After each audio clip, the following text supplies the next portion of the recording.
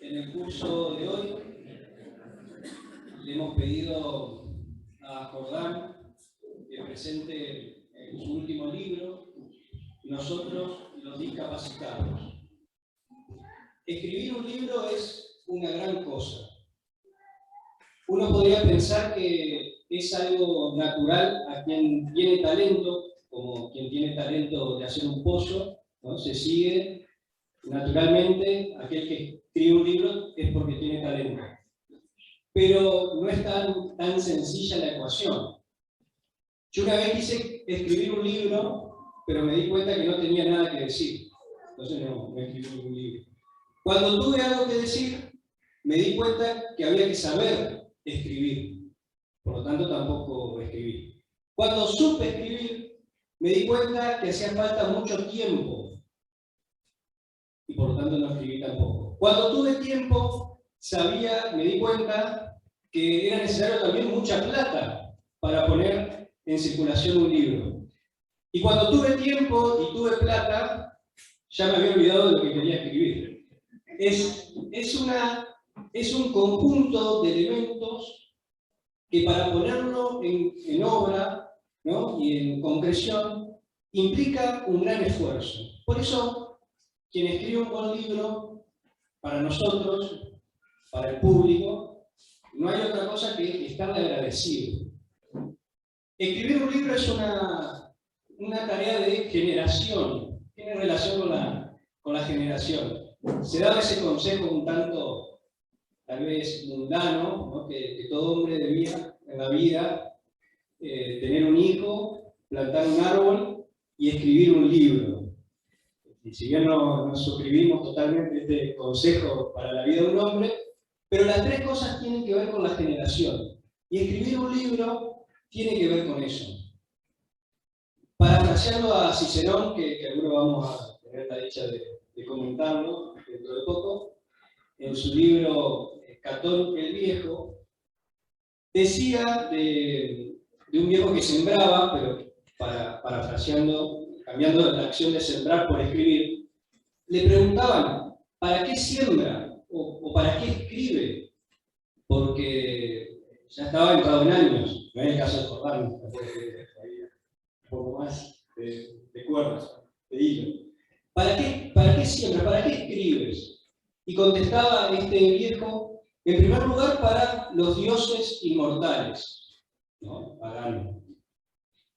Si ellos desean que yo disfrute de esos bienes, bien, y si no, para las generaciones que vienen.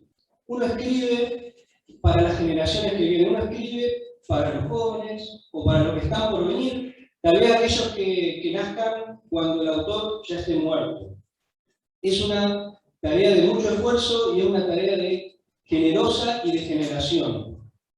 Y este libro en particular es un libro escrito, como decía Nietzsche, con sangre, escrito con vida.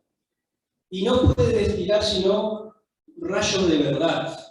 En cada una de sus páginas, a las cuales recomiendo enfáticamente leerlas.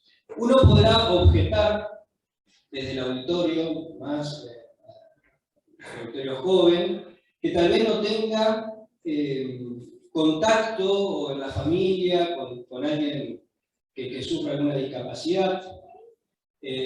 Tal vez uno puede llegar a decir, yo no soy discapacitado y no me voy a ocupar de los discapacitados, ¿qué me interesa? ¿Por qué tengo que estar acá sentado? Además de disfrutar del aire acondicionado, ¿por qué tengo que estar acá sentado?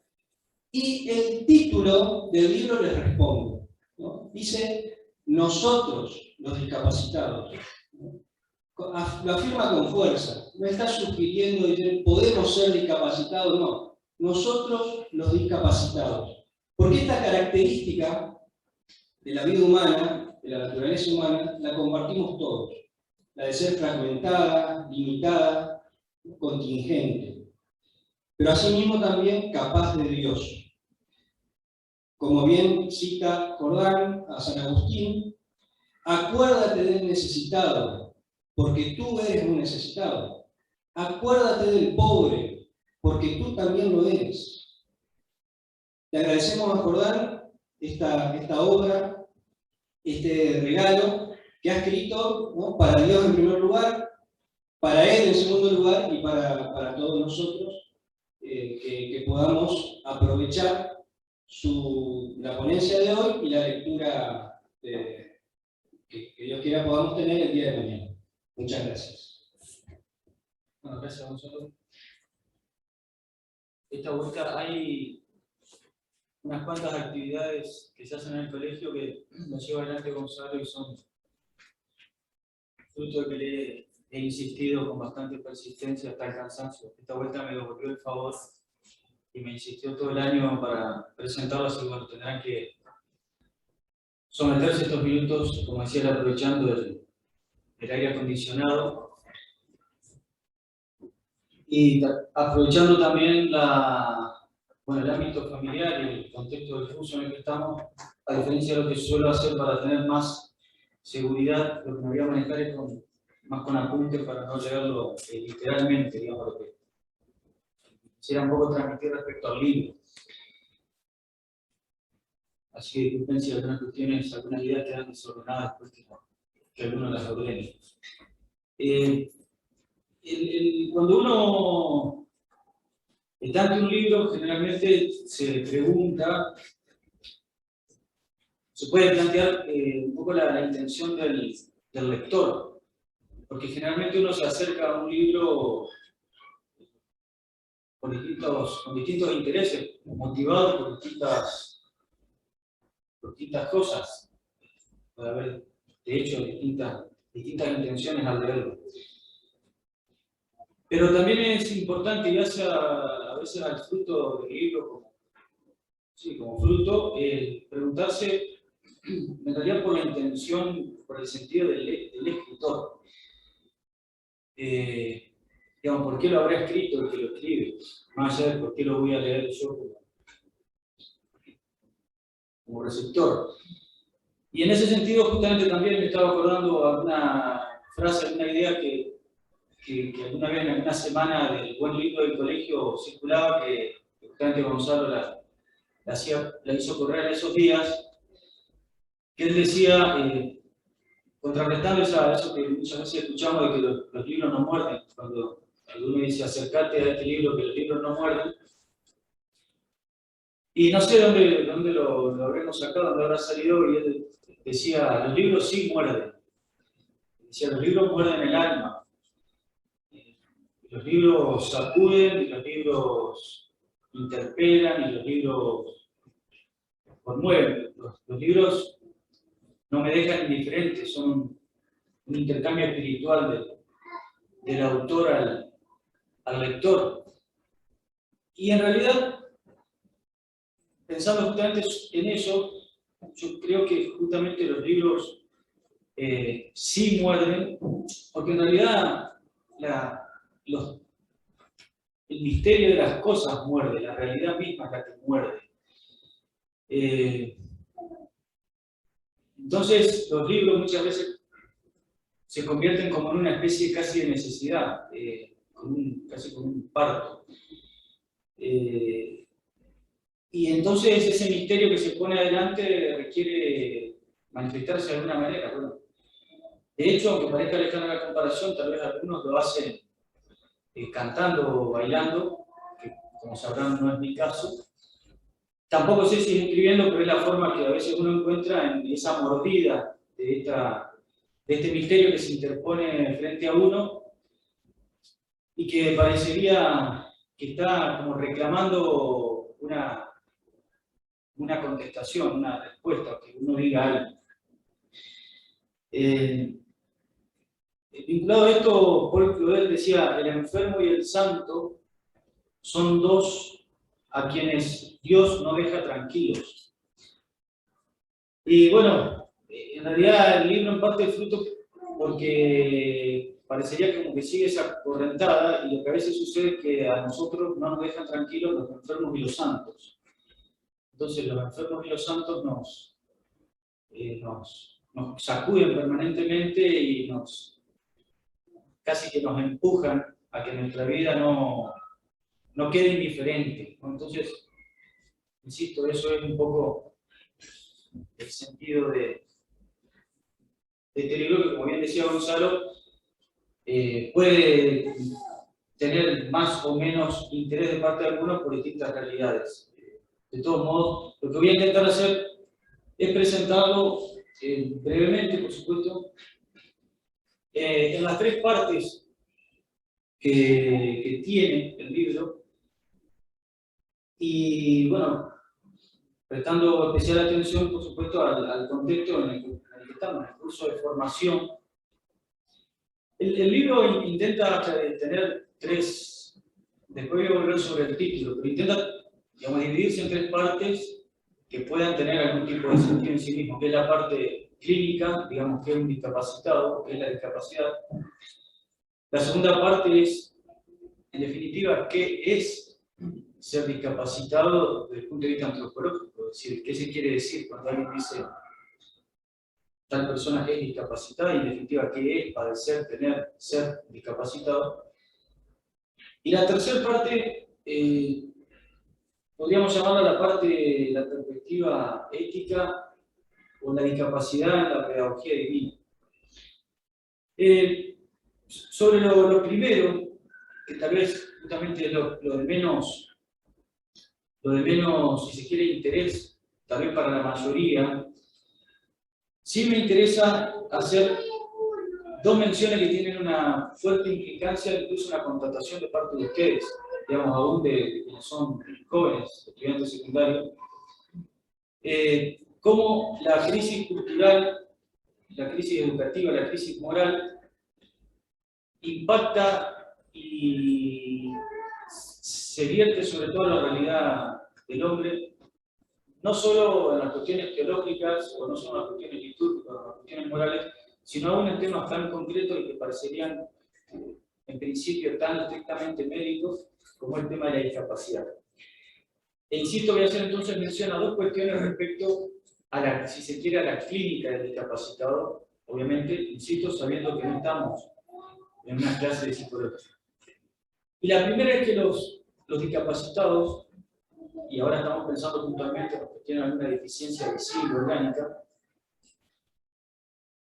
han padecido y padecen en materia educativa, social y política todas las desventajas que tiene la ceguera de no querer usar ni darle sentido propio a la palabra discriminación.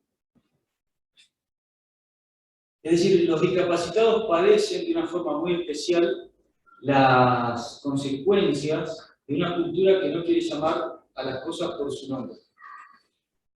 Entonces, los pobres discapacitados, y a veces los familiares, en medio del dolor y de tantas cosas más que conforman aceptar una enfermedad, pero esto se ha visto en toda la política educativa de los últimos 20, 25, 30 años, incluso en materia legislativa, normativa, oscilan cambiando hasta los términos, pasando por los más ridículos. Entonces, es cierto que hace 20 años, 25, 30, 40, 50, se usaban términos que en algún sentido podrían haber tenido un contexto de mayor, si se quiere, mayor contundencia, o que podrían haber sonado, si se quiere, más fuerte, no dejaban de ser propios o correctos, pero usar la palabra, si se quiere, por supuesto, retardado o idiota, o bueno, después minusválido. Pero de todos modos, la crisis de malentender esta ridiculez de creer que la discriminación es no, que discriminar es algo malo, y es decir lo que las cosas son, es una especie de atropello a la libertad del otro y un acto de soberbia, ha hecho que en esta realidad a los discapacitados, insisto, a una materia normativa se han empezado a llamar con capacidades diferentes o con capacidades especiales. Y esto incluso ha sucedido en la denominación de las escuelas. De escuelas con distintas denominaciones, en algún momento se pasaron a llamar escuelas especiales, lo cual, si ustedes se ponen a pensar, también es ridículo, porque no todas las escuelas deberían ser especiales, no está diciendo nada. Y la denominación de ahora, si se quiere, más ridícula todavía, porque las escuelas para discapacitados se denominan escuelas de educación integral. Entonces, como si las escuelas donde no hay discapacitados no hay educación integral. Entonces, lo que a mí me parece importante en esto, en materia educativa, es que se tome nota y que se repare en la cantidad de problemas y dificultades que trae, en primerísimo lugar, a la persona que debería recibir en justicia primero, el que de alguna manera se le identifique, se la llame tal cual es. Podríamos ver después si eso implica algún tipo de desprecio, que por supuesto es una inmoralidad, una injusticia. Pero decir de la persona lo que es y lo que padece, en realidad, lejos de ser una inmoralidad, es el primer acto de justicia que tenemos que tener. ¿Y por qué me interesaba señalar al menos esto? Porque la no discriminación es más jorobada de lo que más que nada los jóvenes se imaginan. O sea, cuando nos quieren correr de alguna manera con que decir que lo blanco es blanco y lo negro es negro es discriminar. Y hay que ser consciente de que es un problema muy, pero muy abarcativo, que es que toda nuestra cultura le quiere decir, digamos, al hombre, nadie tiene derecho a decir lo que las cosas son. Nadie tiene derecho a decir que hay un orden que no depende de nosotros. Nadie tiene derecho a decir que independientemente de mi capricho y de mi voluntad, las cosas siguen siendo lo que son. Entonces, en realidad con los discapacitados ha pasado lo mismo que en algún momento pasó con el laicismo, es decir, bueno, a partir de ahora decretamos que en las escuelas no hay que Dios pasa a ser algo optativo y prescindible. En rigor es lo mismo, en el fondo, el mismo problema. A partir de ahora, a tal vicio no le podemos llamar más un vicio, ni una degeneración. A partir de ahora son valores diferentes o elecciones personales. Lo contrario es discriminar. No llamar las cosas por su nombre. Bueno, los discapacitados cayeron, pobres, en esa misma lógica. Y las consecuencias de esa falta de designación correcta hacia ellos los tiene por principales víctimas, porque los errores en la inteligencia tienen como un desliz natural e inevitable en las cuestiones prácticas. Entonces, ¿qué es lo que sucede? Bueno, aparecen las famosas integraciones, que en definitiva, algunas de ustedes también, esto lo comento muy por arriba, pero en definitiva, ¿qué es lo que pasa en materia educativa muchas veces con los chicos discapacitados? Se dice algo así, se dice y no se lo dice. No sabemos lo que tiene, ni vamos a decir lo que padece, pero que haga esto. O sea, eso es un poco lo que está implícito. No nos animamos a decirle que es un discapacitado y vamos a ponerle un diagnóstico. Es decir, diagnosticar quiere decir atravesar la cosa diciendo un nombre preciso, completo y correcto de lo que eso es. Y en este caso lo que la persona padece. Bueno, no lo vamos a decir. Pero como la realidad es, está siempre vigente y nos interpela, los chicos crecen y la vida sigue. Entonces se termina diciendo, no sabemos lo que es, ni lo vamos a decir, ni somos los dueños de la verdad, ni sabemos nada, pero bueno, vayan haciendo esto. Entonces en realidad, muchas veces el discapacitado lo que va haciendo es teniendo una secuencia de intentos de integraciones al cual va al tropiezo en materia escolar y en materia laboral. Fíjense la irracionalidad de este criterio así arbitrario de la razón, que hace como 15 años salió por norma, por supuesto, en la provincia de Entre Ríos, una nueva ley que tuvo varios años, que se llamaba así, todos pueden aprender. Entonces se decretaba desde ese año que a partir de ese año, de ese mes, por decisión del Consejo de Educación, bueno, a partir de ahí todos podían aprender. Entonces, es como que las comparaciones que asustaban, porque uno dice, bueno, mañana me voy a levantar y el gobierno entonces va a decir, mañana el sol va a salir por el oeste, que no lo dice solamente porque en realidad va a ser muy visible que el sol va a seguir saliendo por el este. Pero los ejemplos en realidad están bastante cercanos cada vez más, de que el hombre quiere imponer, digamos, arbitrariamente y según las circunstancias, qué es lo que le conviene y cree que por un decreto va a poder torcer la realidad. Entonces, lo que hay que tratar de ser es dócil a lo que nos dice la realidad, y en este caso a la realidad del hombre. Y una segunda cuestión vinculada a la parte clínica, ya pasamos al tema antropológico. Fíjense, muchas veces hablamos en el curso del tema cultural, del ambiente cultural, y más de una vez se menciona el tema marxista. E insisto, para los más jóvenes dirán, bueno, pero ¿qué sé yo qué es el ambiente, o qué es el materialismo marxista, o qué es la concepción del homo faber, como que el hombre empieza y termina en su utilidad laboral, cosa que también pasa en educación. Si toda la educación argentina está ordenada a que el hombre sepa en qué va a trabajar, y se ordena a que tenga un oficio y que sepa saberes prácticos. Es una concepción marxista. Bueno, en la discapacidad pasa lo mismo. Hay una ansiedad permanente en preguntarse qué es lo que puede hacer, y nadie se pregunta qué es lo que el discapacitado tiene que ser. Entonces, hay un intento permanente en que rápido se le ubique en distintos lugares de trabajo, que esté en el taller más oportuno, que esté en el grupo donde haya resultados concretos, a ver qué pudo fabricar, qué pudo hacer. Y no existe como un dilema educativo para el docente, ¿qué está llamado a ser esa persona que tiene la misma dignidad, que tiene el mismo horizonte, que tiene el mismo destino, y que las distinciones son accidentales y que pasan por la identificación concreta de la discapacidad que padece? Bueno, la desesperación por preguntarse qué tiene que hacer, no qué es lo que tiene que ser, es un claro ejemplo del ideario marxista metido no solo en educación, sino muchas veces en nuestras propias cabezas.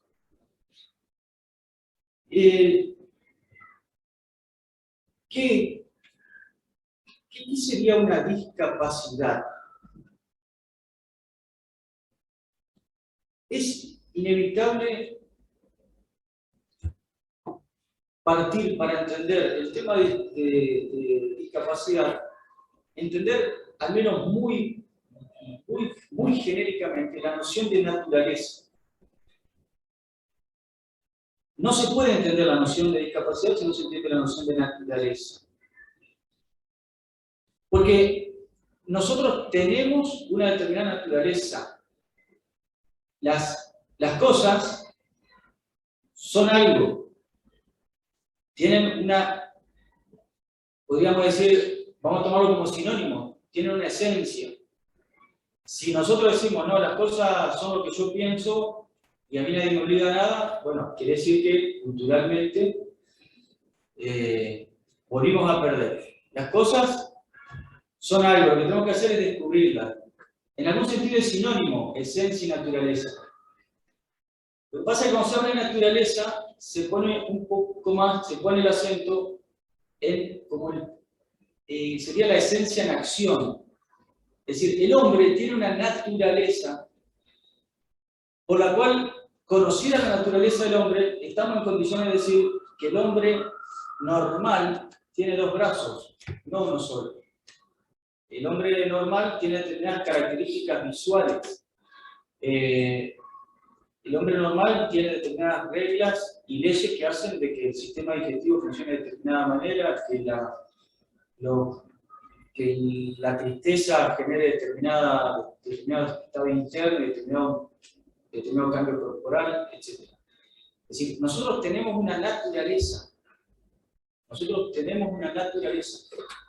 Cuando nosotros insistimos en conocer qué es el hombre, dicho en otras palabras, lo que estamos diciendo es, debemos conocer qué es el hombre, cómo opera, cómo actúa, cómo conoce, cómo sufre, qué es la muerte, cómo siente, qué es el conocimiento sensible, cómo es la relación del alma con el cuerpo. ¿Qué es el hombre? Entonces, ¿Qué sería podríamos decir, la enfermedad? La enfermedad es una determinada conmoción a esa naturaleza, es una determinada agresión a esa integridad que amenaza eso que soy, que es ser un hombre. Entonces, una enfermedad es una infección en el brazo que me deja una menor movilidad, que me lo deja deteriorado, que incluso me amenaza a lo mejor que me lo tengan que cortar. Es un problema en un órgano que hace que algo no funcione bien. La enfermedad es una conmoción a nuestra naturaleza. Por eso se dice que la enfermedad es como un heraldo de la muerte, porque si la enfermedad es muy grave, la enfermedad prospera y la enfermedad tiene determinadas características, llega un momento que el cuerpo, y esto solo lo anuncio, para mí no es el tema, pero el cuerpo ya no está en condiciones de recibir al alma, y el alma, se separa del cuerpo, o sea, eso se llama la muerte. O sea, la muerte es una conmoción tan fuerte que se genera la separación, digamos, y la ya falta de condiciones del cuerpo para que el alma habite en él. Nosotros somos una unidad sustancial de cuerpo y alma. Entonces, y acá me interesa justamente hacer mención a una cuestión vinculada a la enfermedad, porque después está vinculada a la noción de discapacidad. La enfermedad es siempre una cierta agresión a nuestra naturaleza. Ahora, algunos de ustedes podrían decir también, pero yo la palabra enfermedad la escucho en varios ámbitos. Porque uno podría decir, yo he escuchado hablar de la enfermedad cuando hablo de un médico, pero le he escuchado decir a los psicólogos que la fobia es una enfermedad, y la otra vez el sacerdote predicando dijo que la enfermedad de la envidia le hace daño a la sociedad. Bueno, ¿por qué pasa eso? Que se usa la palabra enfermedad en distintos sentidos, moral, el médico, el psicólogo. Porque la enfermedad es una palabra que se dice que es analógica, es decir, que en algún sentido dice lo mismo. ¿Qué es lo mismo? Que es una agresión a la naturaleza. Pero después tiene sentidos específicos, que por eso hay que siempre distinguir, porque no es lo mismo la enfermedad del pecado, de la envidia, por ejemplo, no es lo mismo la enfermedad de la gripe, y no es lo mismo la enfermedad psicológica. Entonces, existe una noción base de enfermedad. Existe una noción base de enfermedad. Pero como es un término analógico, que generalmente como no se hace esta aclaración, suele suceder con muchas palabras que se arman enormes discusiones que no tienen solución porque no se habla de la analogía del término, hay que especificar para ver de qué tipo de enfermedad estamos hablando. ¿Por qué la enfermedad es un término analógico? Porque nosotros tenemos en nuestro propio ser, la naturaleza del hombre, tiene una multiplicidad, podríamos decir, de realidades, o conformamos, como ya decían los clásicos, un microcosmos. Somos internamente la síntesis del universo visible, entonces tenemos desde elementos del mundo mineral, material, que nos dan particularidades y parecido con el reino de la materia y otras cosas del reino vegetal y otras de los animales y otras propias nuestras y otras nos hacen semejantes a los ángeles y en otras tenemos una semejanza y una vocación a participar de la vida divina. Y todo en este mismo ser que es el hombre. Entonces, vean que no somos un microcosmos, o sea, un misterio. Tibón dice, misterio del hombre. No querer tirar los anteojos para que no vean los anteojos y no veo nada. La primera que me pasa, pero... Misterio del hombre. Ese que está de pie entre el ala y el vientre. No recta, tampoco vuela. Mira al cielo. No habita en el cielo. Todo el problema consiste para él en elevar el corazón a la altura de sus miradas. Somos una riqueza insondable de variedad unida a la naturaleza humana, donde desde esa alma irradian justamente distintas operaciones que muestran esa enorme variedad que tenemos en nuestro propio ser. Entonces ustedes dirán, entonces, ¿para qué hablar de la enfermedad? ¿Para qué usar este tema? Porque justamente las discapacidades deben entenderse a la luz de aquellas potencias, de aquellas operaciones, de aquellas capacidades que muestran la variedad y la riqueza que hay en nuestra propia vida. Entonces, nosotros tenemos potencias que están vinculadas a nuestra vida vegetativa, crecimiento, que están vinculados a nuestros órganos, que están vinculados, si se quiere, más a nuestra corporalidad. Entonces, ese tipo de potencias están fuertemente vinculadas a la materia. Ahí no está el alma, sí, está muy, particularmente el alma, pero está muy atada a la materia, está muy ligada a la materia. Y ahí pueden aparecer discapacidades, sí. De hecho, esas son a las que más se refiere, si se quiere, el mundo clínico, a las discapacidades. Porque si una altura, si se quiere, promedio, no sé, es de 1,70 y alguien crece 80 centímetros, eso no se llama estatura diferente, se llama enanismo. Porque hay una naturaleza que da determinadas condiciones, si se quiere, de normalidad, que no es estadística, sino la norma es lo que más, si se quiere, se adecua a la naturaleza. Entonces, hay potencias de nuestra vida y operaciones que están vinculadas a nuestra vida más bien orgánica, física, y por lo tanto hay discapacidades que están muy fuertemente atadas a esa vida que tiene una impronta y un peso fuertemente corporal. Entonces aparecen, si se quiere, alteraciones, malformaciones congénitas, accidentes posteriores o a la primera infancia, golpes, ahogos, desnutrición, enfermedades que tuvieron secuelas neurológicas. Y eso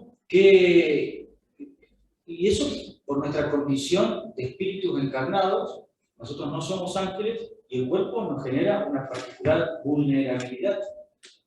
Entonces, lógicamente, dado el determinado deterioro de la materia, del órgano, del cuerpo como tal, genera dificultades en algunas operaciones que están fuertemente vinculadas a la, si se quiere, a la vida vegetal. Y eso es una clara discapacidad. Cuando la enfermedad toca la puerta de ese tipo de, si se quiere, de potencia que no puede ejercitarse, por supuesto que es una clara discapacidad. Si una persona que no puede hablar porque tiene una lesión cerebral o porque tiene una parálisis cerebral, y no puede hablar, no puede caminar, tiene una atrofia muscular desde el nacimiento, eso es claramente una discapacidad. Ahora, hay operaciones que también son de nuestra alma, que son, si se quiere, de un grado mayor en la escala de ese microcosmo. Por ejemplo, nuestra vida pasional, y vamos a llamarla muy genéricamente temperamental. Entonces, en eso hay cuestiones de nuestros afectos, o cuando uno dice este es más irascible, más calentón, este es más depresivo, más melancólico, o tiene una timidez exagerada, o hay cuestiones temperamentales. En algunos casos podría llegar a ser que sea tan fuerte, tan patente, tan duro, o no, que revista una cierta discapacidad. Es tan, si se quiere, tan signada por la materia como aquello que está claramente en un deterioro corporal, y posiblemente no tanto. Pero ojo, no hagamos un planteo más angelista de que nos imaginamos, porque alguna vez nos vamos a llevar sorpresa, porque nos vamos a dar cuenta de la cantidad de cosas en las cuales nosotros cambiamos, y algunas cosas le atribuíamos a nuestro espíritu. Gonzalo decía la otra vez, hay cosas que a veces creemos que somos muy apacibles y es porque tenemos el estómago lleno. Y sí, a veces atribuimos a ciertas virtudes cosas que nos ayuda bastante el cuerpo. Bueno, y a veces puede pasar que haya cosas que creemos que tenemos una gran discapacidad voluntaria y en realidad hay un cierto condicionamiento temperamental, caracteropático muy fuerte y estamos en una lucha que no es solo espiritual, sino tenemos toda una corriente interior, hasta neurológica, que está haciendo fuerza. Bueno, puede haber discapacidades en eso, posiblemente esas son más relativas, más graduales, más discutibles, hasta dónde es a propósito, hasta dónde no, hasta dónde yo quiero o no quiero. Pero el hombre tiene algo que es lo que nos hace propiamente humanos, que es la inteligencia y la voluntad. ¿Son potencias? Claro que son potencias. Y entonces, bueno, es el terreno de la libertad. Y esa potencia yo también puedo no ejercitarla o ir en contra de mi propia naturaleza. ¿Sí? Y entonces ahí estamos en el terreno de la discapacidad, sí. Pero estamos en el terreno de la discapacidad más grave y más preocupante. Porque es el de aquel que no ejercita en conformidad con su naturaleza la capacidad de la voluntad, que es la libertad, y en realidad la utiliza en aras de su autodestrucción. Entonces, analógicamente hablando, podríamos decir que una discapacidad, o que son una discapacidad nuestras faltas morales, sí, por supuesto que sí. Por supuesto que sí. Nuestros pecados, nuestras limitaciones morales, son las discapacidades personales que más nos tienen que preocupar y las discapacidades que más tienen que preocuparle a aquellos que nos, digamos, en relación a aquellos que nos rodean. Por eso cuando uno habla, por supuesto, en el terreno clínico, de la discapacidad del que no habla, del que no conoce, del que no piensa, del que no se controla, es de aquel que no piensa, no conoce, no camina, no habla, no se controla porque no puede. Hay una discapacidad mucho más grave, mucho más preocupante, que es la del que no habla, no camina, no conoce, no piensa y no obra como debe obrar porque no quiere.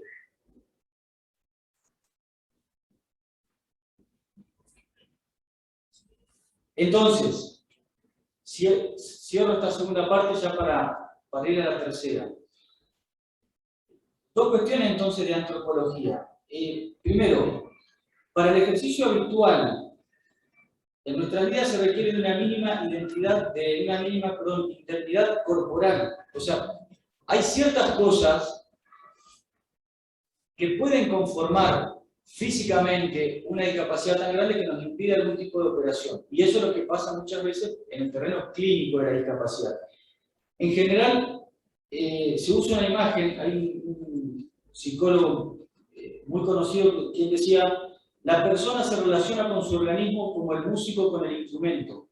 Una sonata no puede ejecutarse sin piano ni sin pianista, ¿no? Él decía, sí, está bien, está el piano y el pianista, entonces, y decía, el pianista es el alma, y el pianista puede ser excelente, pero si el piano está roto, no hay obra que se pueda interpretar mientras el piano esté en mínimas condiciones, ¿no? Y San Gregorio Niza decía algo parecido: el espíritu se manifiesta o no se manifiesta, como un citarista posee siempre su arte, pero toca mal en un instrumento desafinado y no puede tocar sin instrumento. O sea, en realidad decía lo mismo, nada más que varios años antes. Entonces, para entender la discapacidad hay que entender la relación del alma con sus potencias y la relación que hay de la dependencia con la enfermedad en sentido estrictamente corporal. Pero la segunda lección antropológica, y justamente esa nos hace derivar un poco en la parte final, que es la parte ética, es que es maravilloso, es aleccionador, es una permanente clase de ética, ver cómo el espíritu siempre quiere expresarse, sobreponerse, manifestarse frente a la materia. Al menos es una clase, digo, de ética en los casos en que esto sucede. Es decir, ¿existen las discapacidades entonces físicas, por decirlo muy genéricamente? Sí, por supuesto. Pero es aleccionador ver cómo el espíritu, el alma, la libertad, quiere de alguna manera respirar y mandar y educar hasta donde más pueda aquello que a veces le impone el límite de la materia. O sea, ese es el ejemplo que es una de las tantas cosas que es llamativo y a veces da vergüenza como quienes padecen la limitación tajante de la materia inapelable,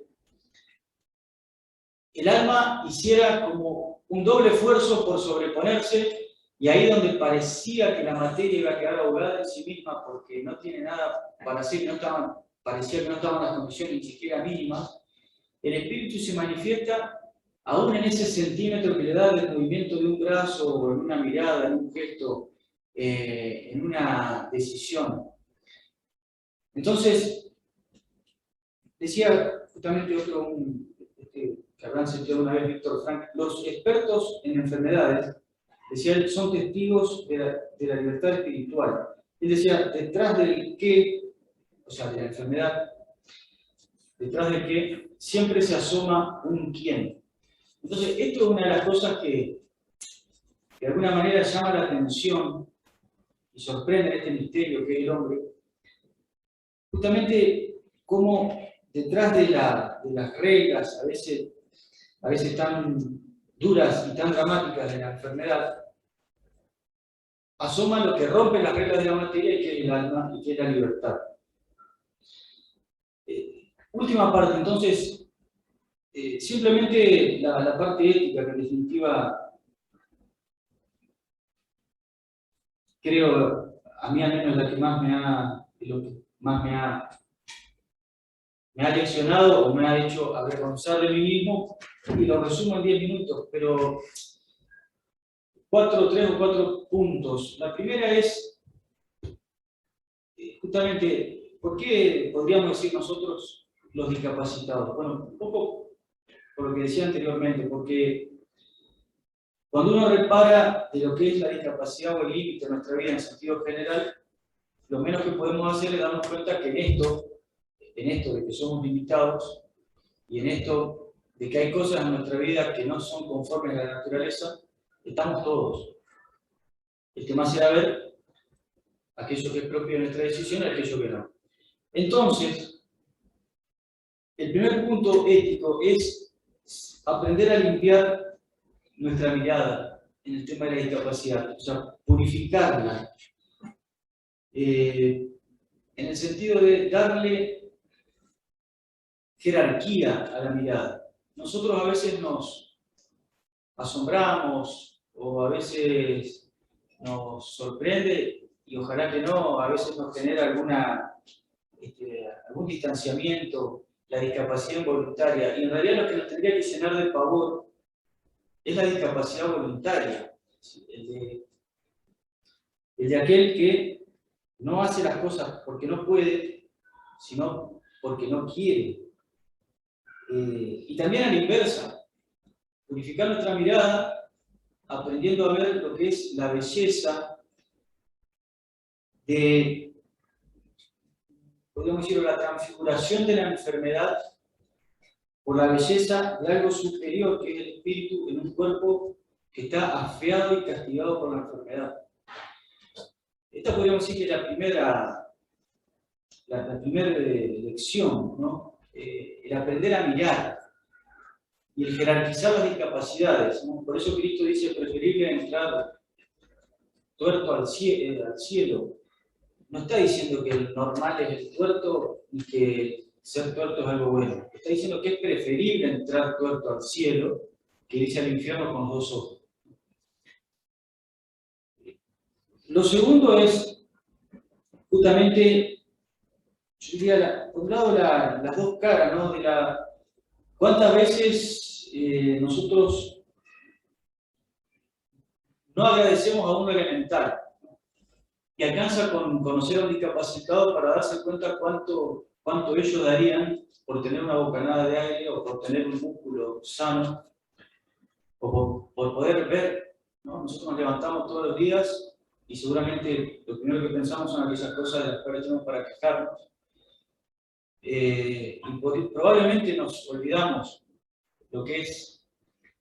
Prueben alguna vez estar una hora o dos con los ojos cerrados o emparchados sin ver.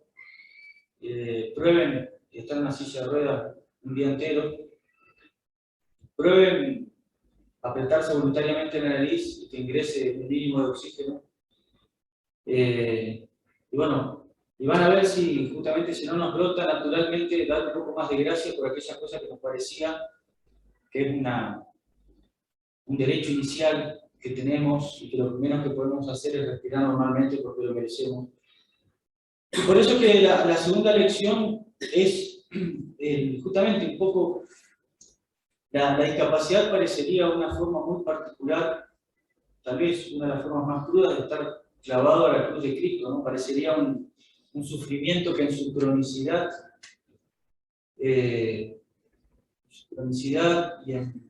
y en ese límite inapelable y crudo, yo le quisiera decir al discapacitado, por lo menos en vida, hasta acá llegaste, en vida no tenés más que esto, ¿no?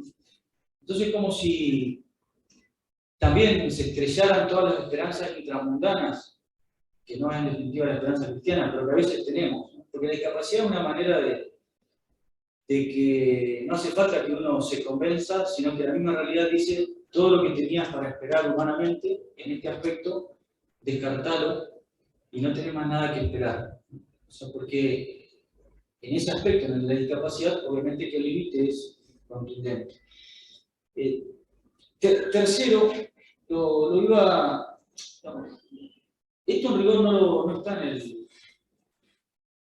el libro, por distintos motivos, entre otros, porque me olvidé. Pero en la defensa de la vida, que se ha hecho en particular con repudio y combate de la nefasta ley del aborto,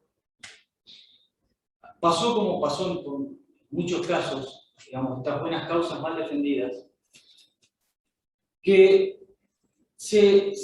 para de alguna manera fortalecer o llamar a la valoración de la madre que defiende a toda costa al hijo que está por nacer, se acudieron a ejemplos que en realidad recorrieron al menos nuestra patria, en los ambientes amigos y demás, todos estos casos de, bueno, tal mujer quedó embarazada y tuvo este problema y este otro, igualmente avanzó, y bueno, ahora es Cristiano Ronaldo.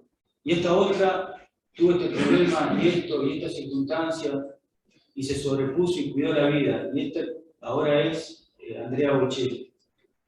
Y nosotros, insisto, con buena intención y entusiasmados en defender la vida, bueno, qué bueno, sí, porque en realidad, ¿qué hubiera sido el mundo sin Andrea Bocelli, sin Cristiano Ronaldo? Y en algún sentido no es que es un razonamiento, no es que esté mal decir que bueno contar con el talento futbolístico o con el talento artístico, pero hay un escalón más misterioso en el tema de la discapacidad, que es justamente de aquellas vidas que son cuidadas y que prosperan, y que en lugar que una vez nacido, lejos de ser exitoso y triunfante, en realidad padecen justamente una discapacidad que en muchísimos casos ya era anunciada y prevista y sabida.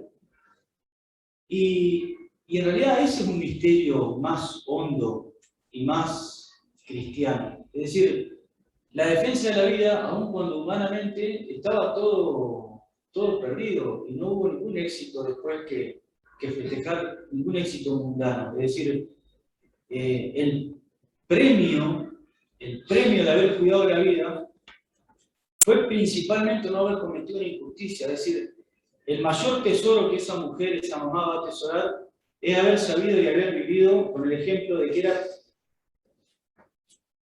preferible cualquier otra cosa menos cometer una injusticia, y una tan grande y tan ignominiosa como el de matar a un inocente.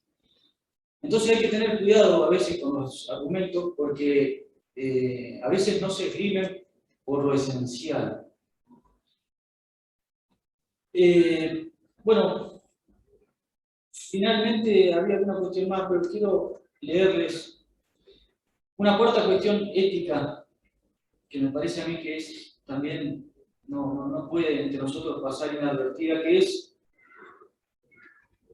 lo que podríamos decir el sentido comunitario o la comunión que debe unirnos, por la cual nosotros tenemos cierta obligación moral de hacer lo que los discapacitados no pueden, así como ellos sin ninguna duda hacen por nosotros lo que nosotros no podemos o no sabemos o no queremos hacer. Yo pensé que este era un invento mío y don Orione ya lo tenía bastante más claro que nosotros. Y alguien que comenta cómo él, como saben, don Orione se ocupó mucho de los discapacitados y tenía organizado, digamos, toda una manera incluso comunitaria de ayudarse mutuamente. Y Moreno, que escribió una biografía de don Orione, que es hermosa, se la recomiendo, dice cuando habla de cómo iban a misa y los no discapacitados de difícil detección, las peores discapacidades que se les puedan ocurrir, los celebrantes salieron por la sacristía y en pos de ello los estudiantes. Los asilados se colocaron espaciosamente en doble fila bajo la suave dirección de un hermano religioso y se deslizaron muy lentamente por la puerta principal, arrastrando los pies tras una cruz de madera portada por un joven epiléptico. Le seguían los ancianos temblorosos, atacados de arteriosclerosis, marchaban de a dos, ayudándose recíprocamente. Quien tomaba de la mano al ciego, quien prestaba apoyo al anciano vacilante, quien empujaba el coche de ruedas del inválido piadoso.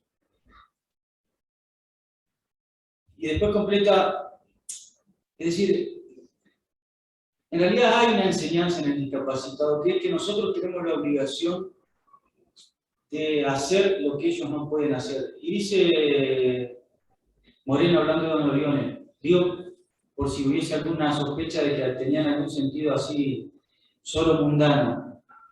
El paralítico que no podía andar guiaba al ciego que podía hacerlo y recibía el pan de los ángeles empleando este medio de transporte inventado por el amor fraternal reinante entre los asilados. Es decir, esto que físicamente, o en algo tan gráfico, dice Moreno, de una manera hacer lo que el otro no puede. En el discapacitado se nos presenta con un reclamo particular. Y fíjense que esto también pasa un poco, o sea, toda esta lección, si se quiere, antropológica de la discapacidad y la parte ética, nosotros muchas veces la hemos repetido aunque no nos demos cuenta, pero aún fíjense cuando, justamente para combatir el tema del aborto, cuando se dice debemos ser la voz de los que no tienen voz.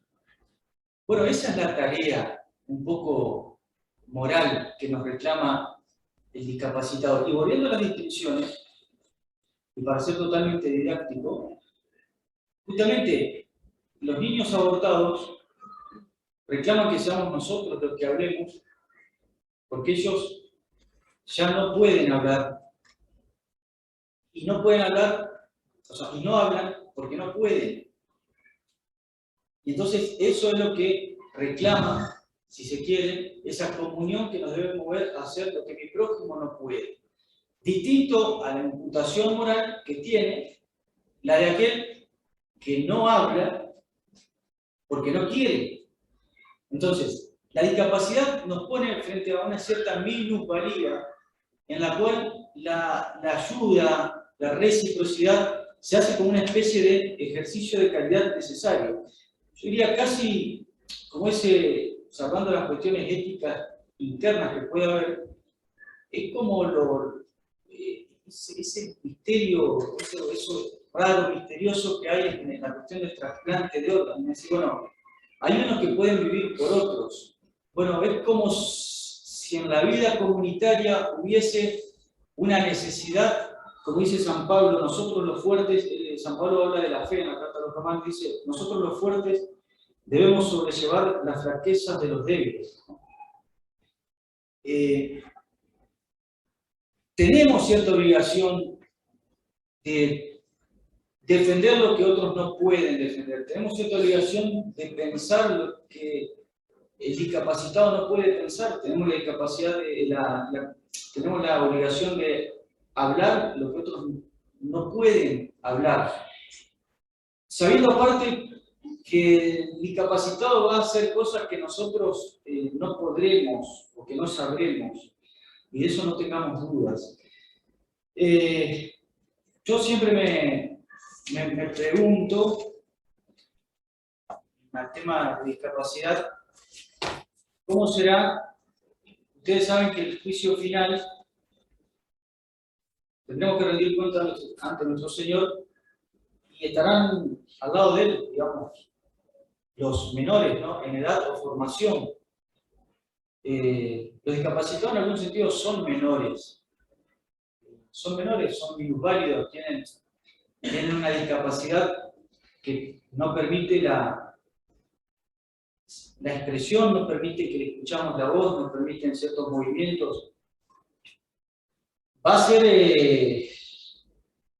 a ser duro para nosotros, insisto, no hace falta estar en una carrera humanística o estar dedicado a la tarea educativa, el no haber valorado el sentido o no haber dado el peso, la importancia que tiene, el considerarlos como realmente con la dignidad que tienen independientemente de la cuestión instrumental y laboral. El padre Rauch, y con esto termino, siempre cuando salía el tema del juicio final y la resurrección de la carne, se le veía con esa risa tan particular porque él se imaginaba cómo serán los cementerios, el reacomodo de huesos y del desorden general de tantos años y siglos acumulados. Y se reía porque posiblemente solo Dios puede hacer algo. A nosotros nos resulta hasta difícil de imaginar cómo será esa resurrección gloriosa.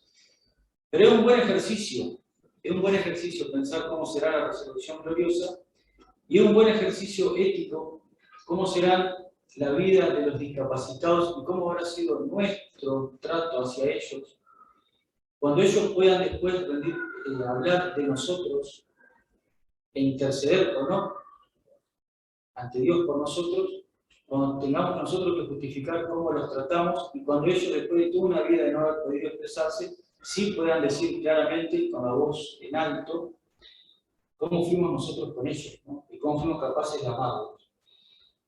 Por eso es bueno, es un buen ejercicio pensar en la resurrección final.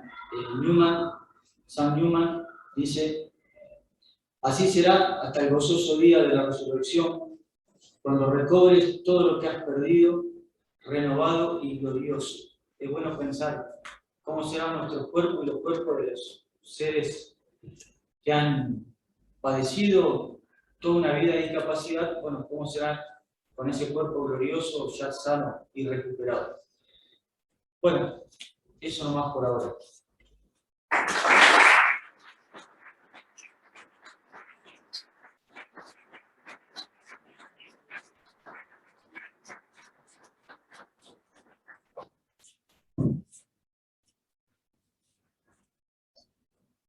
Bueno, muchas gracias, Jordán.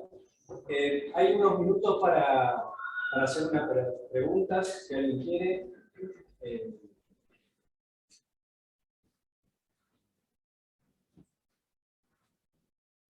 ¿Alguna pregunta?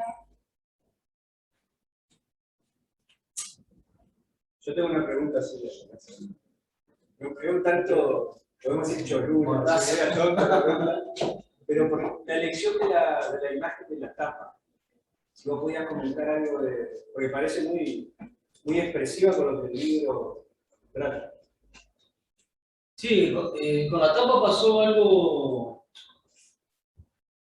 providencial, porque, digamos, mal que mal, bien o mal, como salió el libro ya estaba escrito y no tenía tapa, y no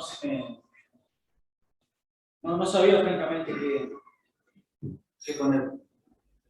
Justamente, entre otras cosas, porque me parecía que poner la imagen de un discapacitado casi me parecía mal gusto y entre otras cosas de una simplificación ridícula del tema.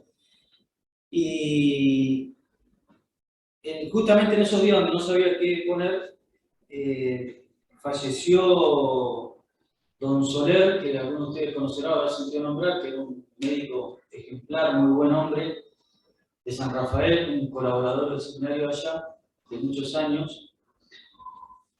Entonces uno de los hijos, él tiene varios hijos, algunos adoptados, y entonces uno de esos hijos hizo circular esta foto que es de don Soler con digamos, justamente me mandó la foto uno de los hijos y él es un hermano, o sea, otro hijo. Y la foto me pareció que tenía dos cosas que yo creo que eran muy propicias para el libro, y justamente la primera es ver cómo la sonrisa de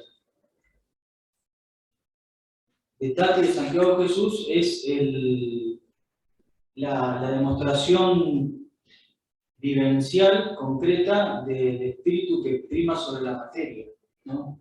Del alma que hasta donde puede, y a veces hasta el milagro, es capaz de gobernar y enseñorearse sobre la enfermedad y mandarla. Seguramente ustedes tienen contacto, la mayoría poco, digamos, poco y nada, pero una de las discapacidades más claras, más contundentes, más, es la parálisis cerebral. Y es tremendamente dura porque en general, o sea, están permanentemente en silla de ruedas, no pueden hablar, tienen permanentemente dificultades motrices, se ahogan cuando tienen problemas respiratorios, se ahogan cuando tragan. Obviamente, o sea, todo lo que es una vida de lo que nosotros estamos acostumbrados habitual, entonces ver el rostro sonriente en un niño paralítico es un milagro que a veces nosotros no valoramos. Y nosotros nos quejamos con tan poco, digamos, con bastante menos a veces que una parálisis. Y bueno, y lo otro que me pareció también es justamente el vínculo, de alguna manera, como quise homenajearlo a don Soler, del cual nosotros, incluso la unidad misma ha tenido, seguramente recibido bienes mayores de lo que ustedes se imaginan, porque él era un gran colaborador en el seminario, en alguna escuela que alguna vez anduvimos, no me acuerdo cuánto ni cuándo, pero y él fue el mentor y el que gran parte responsable.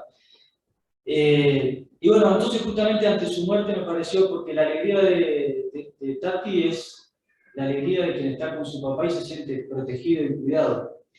Entonces me pareció que haciendo que hacía un día o dos que había fallecido don Soler, bueno, me lo imaginé a él también llegando al cielo y después de tantos años de recibir y cuidar a sus propios hijos, me imaginé que así más o menos habrá sido el abrazo y en vez de tenerlo a él como padre, después de tantos años de trajinar, lo habrá tenido a él con esa misma sonrisa, pero como hijo.